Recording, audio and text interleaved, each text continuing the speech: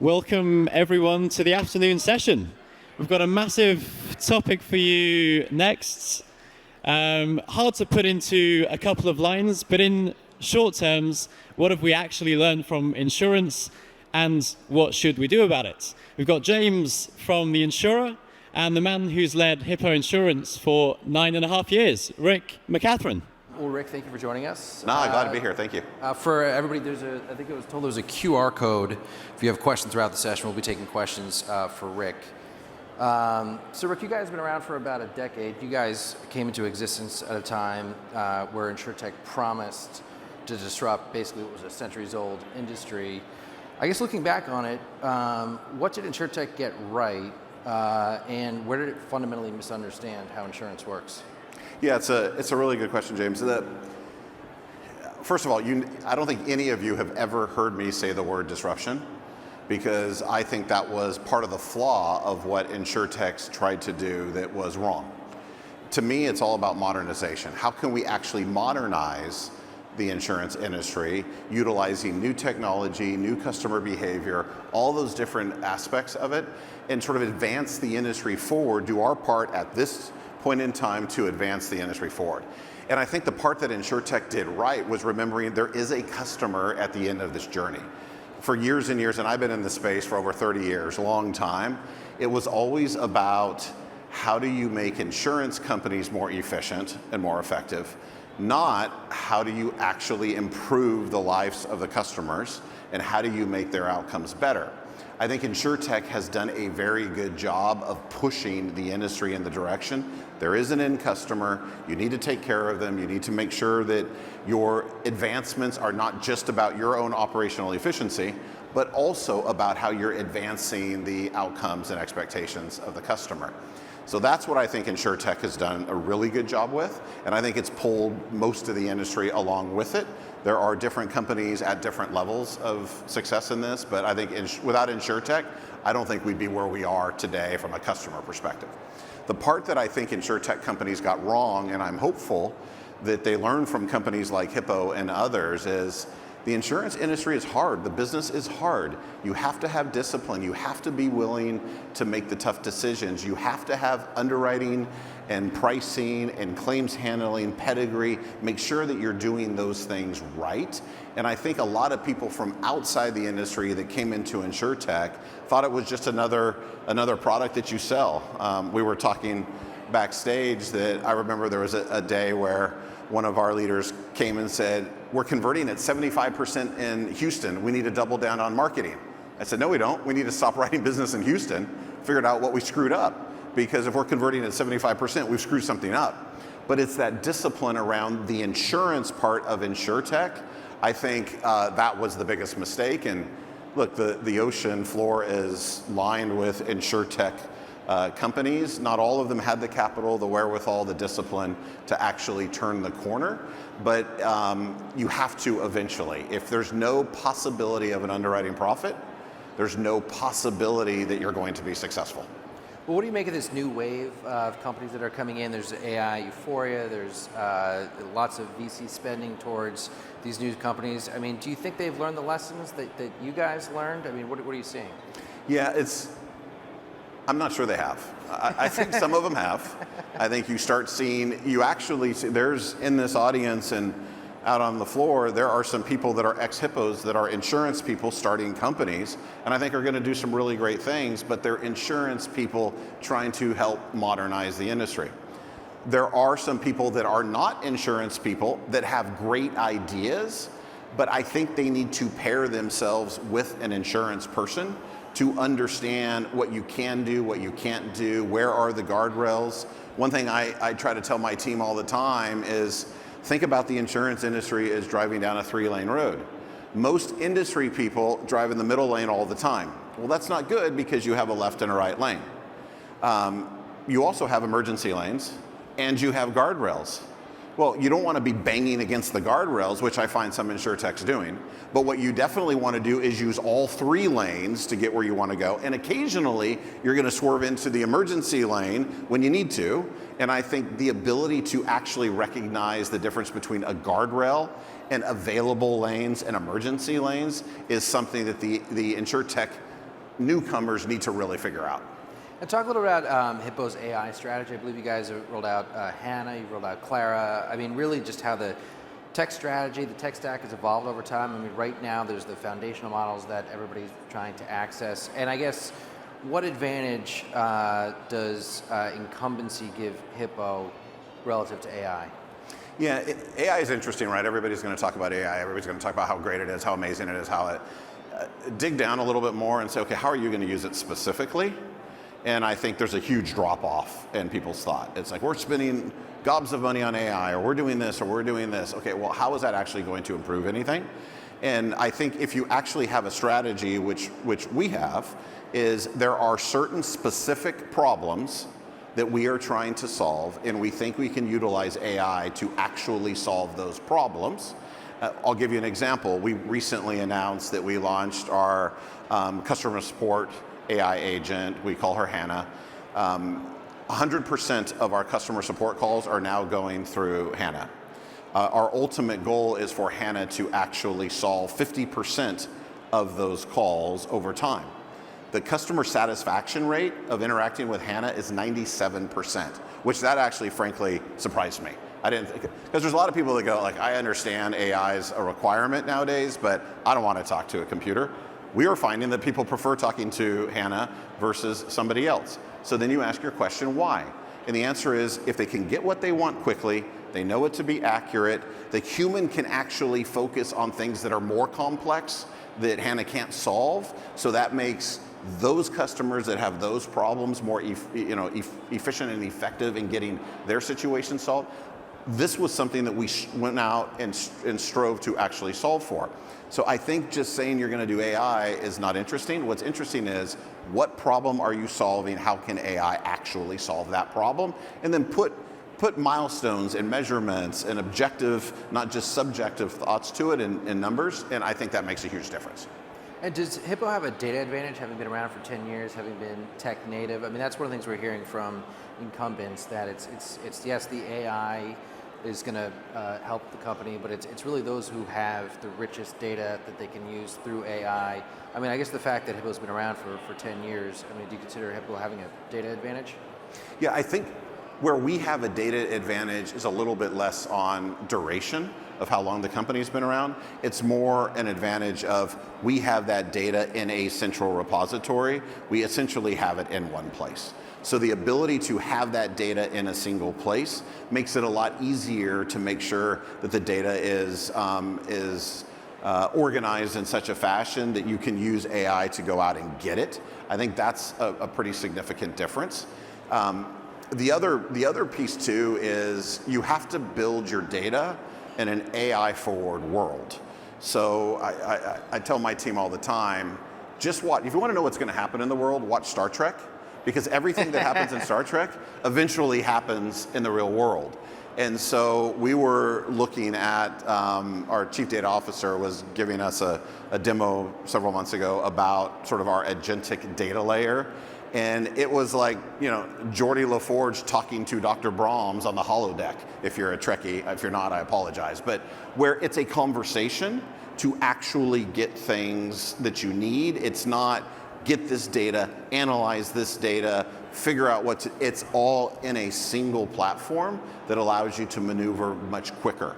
The biggest advantage to AI, in my opinion, as an underwriter, is to help us make decisions quicker. So we can get those decisions into market and we can adjust faster. Because the world is speeding up, not slowing down. Climate change is real. Every year looks different. The quicker you get that data and the quicker you can actually action that data, the better off you'll be. Well, talk more about what you just said. You mentioned climate change. Go a little bit deeper in terms of, I mean, obviously you guys have historically been very cat exposed and now you diversified the book. I mean, how do you take something like AI and apply that to climate change? It's really about predictability of what's going to be happening from a weather-related perspective. And I don't think AI actually helps with climate change, because I'm not sure that AI is based on, for the most part, based on data that has happened in the past. That's one flaw, by the way, in rating methodology of insurance policies, especially property policies, is that what we need to try to figure out is what's going to happen in the future. What AI allows us to do is actually take what's happened in the past, layer that on with our meteorologist view of what's going to happen in the future, and then try to make some predictive analysis on how we should charge, what we should charge, where we should be in that regard. I think the issue with climate change to me, though, is a little bit more about resiliency.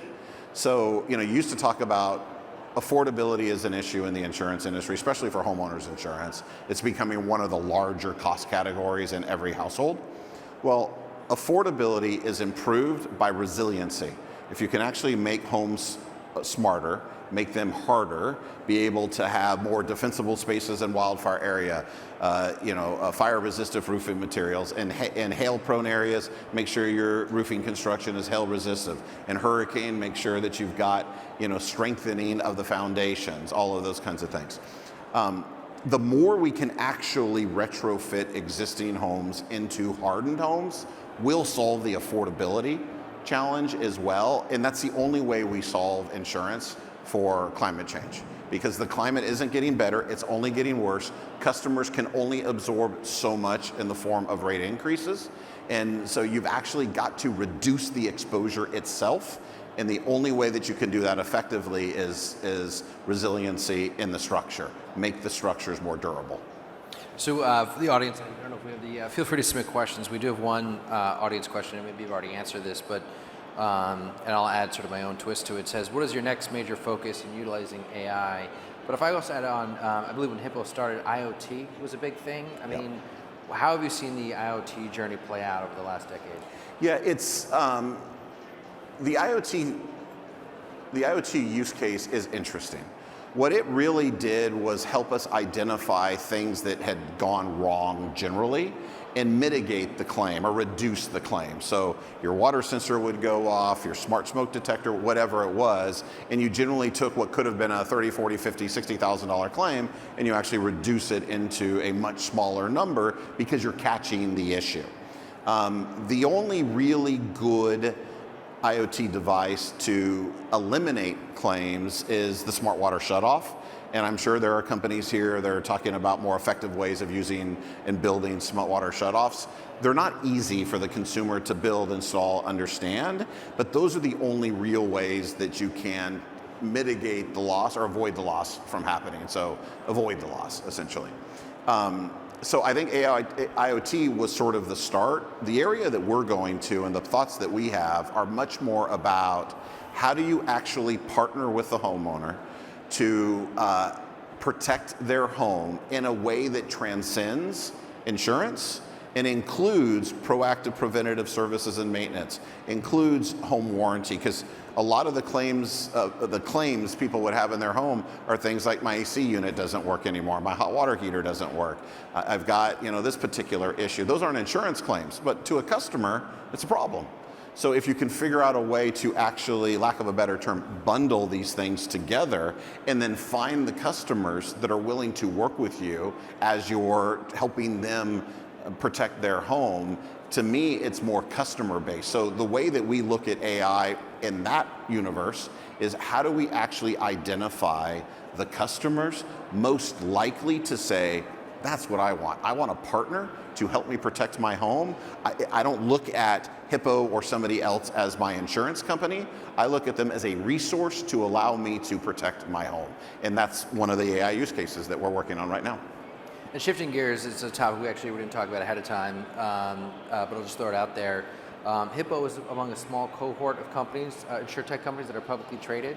It seems like you probably have learned a lot what it's like to be an Insurtech succeeding in the public markets.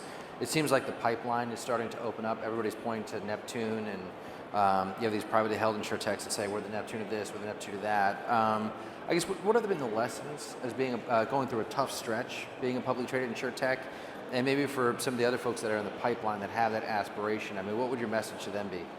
Yeah, I think the first question I would probably ask is, do you have any idea what it means to run an Insurtech, a public Insurtech company? Yeah. I think most public CEOs probably dream about not being public. Most private company CEOs probably dream about being a public company CEO. I've done both at different places in my career. It's a lot harder as a public company to actually do the things you want to do without the giant microscope that's looking at every single piece of your results. So if I want to invest in something, that investment's going to impact my quarter's financials, which means I have to explain to the street why my financials might be a little bit lower on something I'm investing in. But maybe I don't want to explain to the street because I'm kind of trying to fly under the radar and build something that I want to make a big splash on at some point. And it's really hard to do that as a public company. The other part as a public company is probably 50% of my time is spent doing things completely unrelated to the business itself. And I'm an operator, so I enjoy the operational side of our business. And so if you're a public company CEO, you need to make sure your talent of colleagues that's actually running the business is doing it in a meaningfully positive way, because you're not going to be able to spend nearly as much time on the actual business as you are dealing with boards, dealing with investors, trying to change the stock price, all of these different components. So really the only reason to go public, in my opinion, is if you have a need for an exit and the exit requires additional capital to grow and build. Hippo wouldn't be around if we hadn't raised nearly $1 billion at our IPO or slightly before our IPO and a convert, because we needed that money to get us through the difficult time. And there will be difficult times. Like it's not all up and to the right. I mean, it is constantly up and down.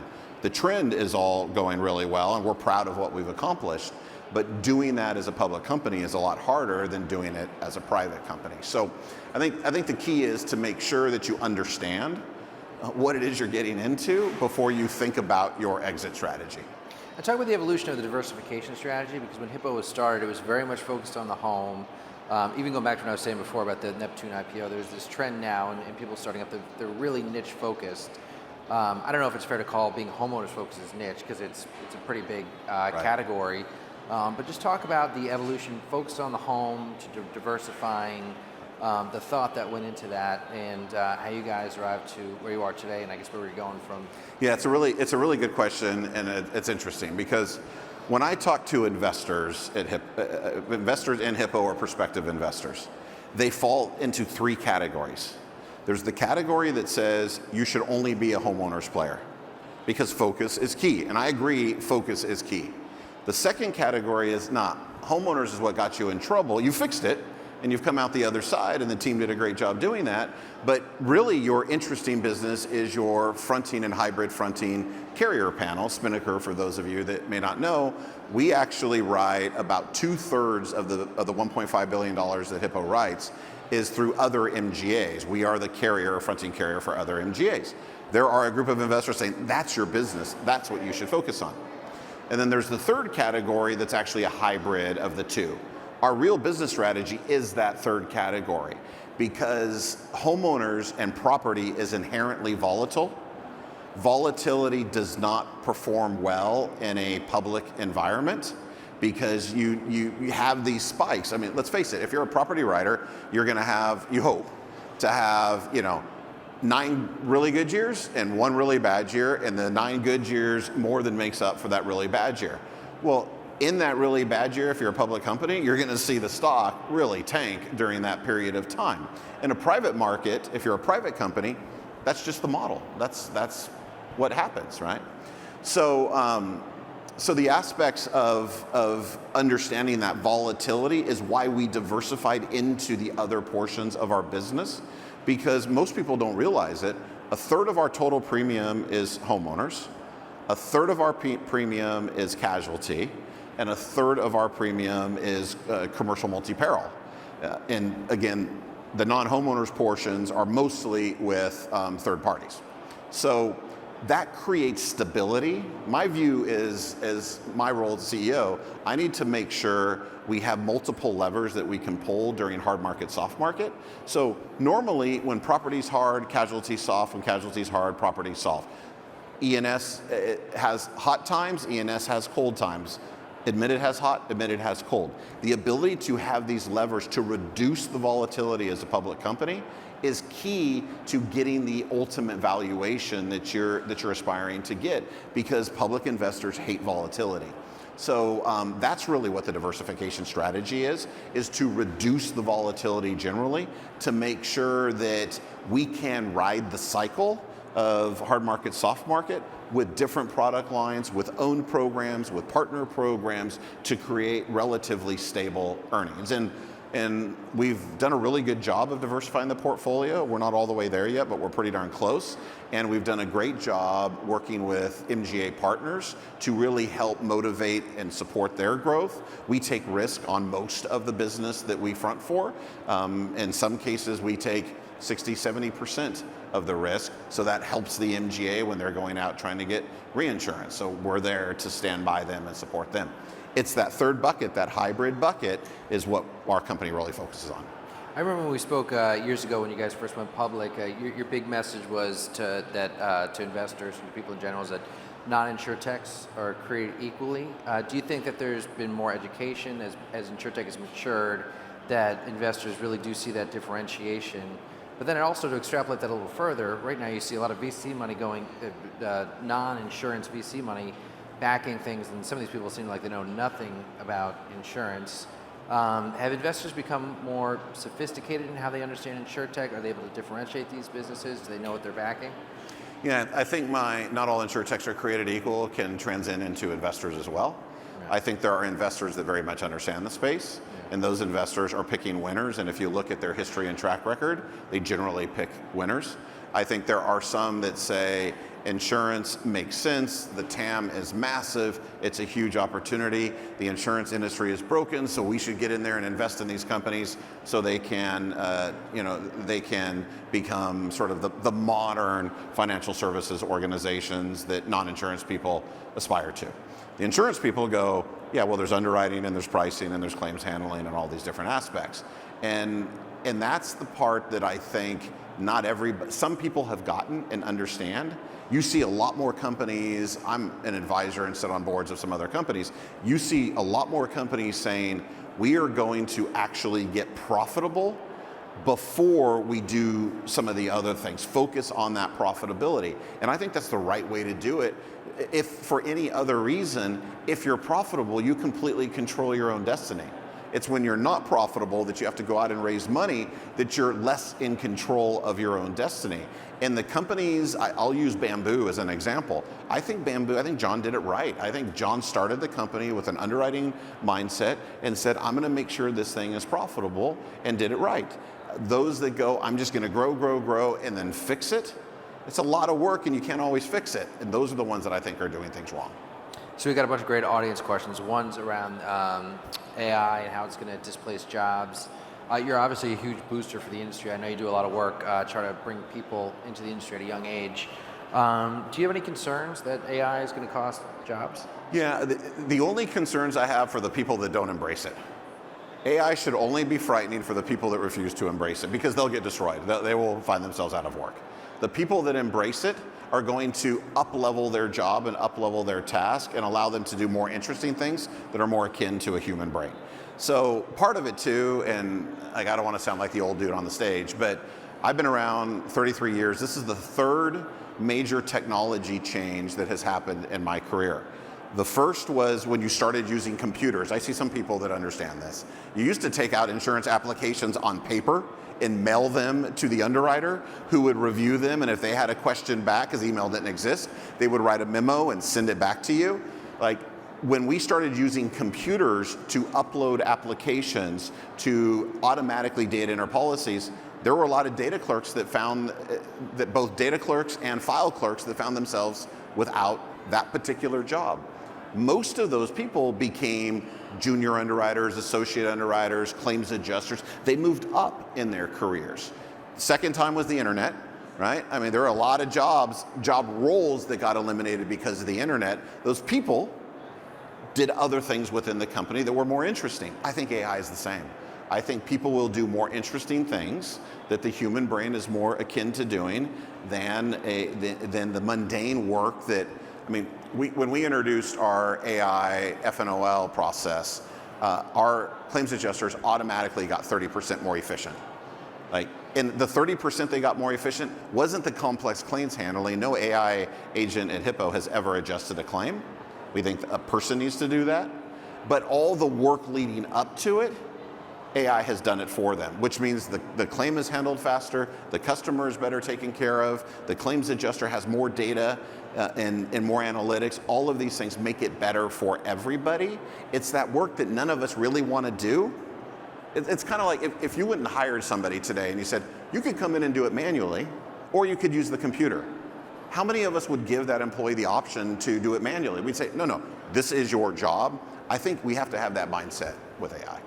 So a couple more technology questions from the audience. One is you talk about the moat in the tech stack for Hippo? I mean, to what extent do you guys have a moat? And then there's another question maybe about how you're thinking around build versus buy has kind of evolved, especially now that we have all these foundational models. Yeah, so I think they're the same question, so I'll answer them both simultaneously. I think the first question you have to ask yourself is build versus buy. Should you build something or should you buy something? If it's a commoditized offering, you should buy it. You should not waste your time building a billings and collection system. I don't know if they're in the audience or not, but our claims, we use Snapsheet for claims, and they do a heck of a great job for us. We had our own claims portal, and we were spending a lot of engineering time working on our own claims system, and we're like, this is stupid. Like the IP or the delta in what we could build versus what we can get from Snapsheet is so close that we might as well use our engineers and their time building true IP and true technology. So if you can buy it, buy it. If you think that it's truly IP, if you think it's truly a differentiator for you, then you absolutely should build it, and you should use that build on things that are generally customer facing. So, let all the back end stuff essentially be bought, and all the front end stuff and the data analytics and the AI use cases and all that should, you might have somebody helping you do it, but generally that's your real IP, and that's what you should maintain internally. So we got a question on distribution. I think obviously Hippo's distribution strategy has evolved over time. What's your perspective on AI disrupting distribution? And I guess what's your latest thinking around distribution? Yeah, this is interesting. So, those of us who have been around for a long time have heard for a long time that the independent agent is going by way of the dodo. They're disappearing. It's going to be gone. I see Felicia up here. Felicia and I have been hearing this for 25 years. Sorry, Felicia. For 10 years, Felicia and I have been hearing this. But the independent agents have been around for a long time, and they'll continue to be around. But the way that they handle work, their piece of the value chain, will get changed from AI.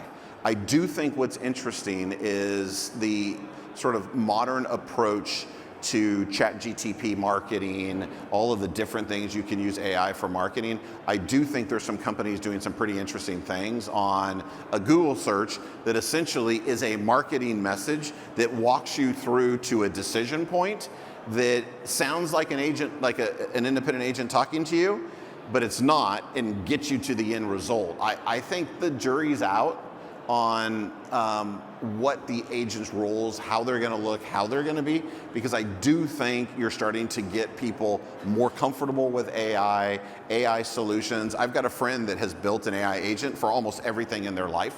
They don't really do anything anymore.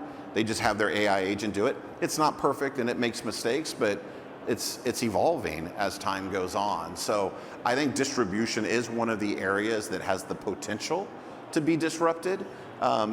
Although I do think it's the same with employees in other aspects.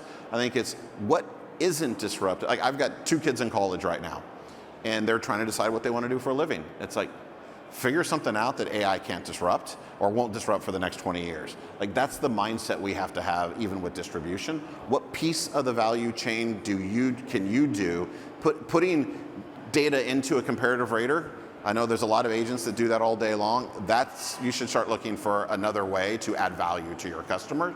And so that's my take on it. I think we've got time for one more question. I'm going to fold a couple. It's really what excites you about the future. So it's what AI innovation or that is coming down the pike that excites you the most, but also what about Hippo's future excites you the most?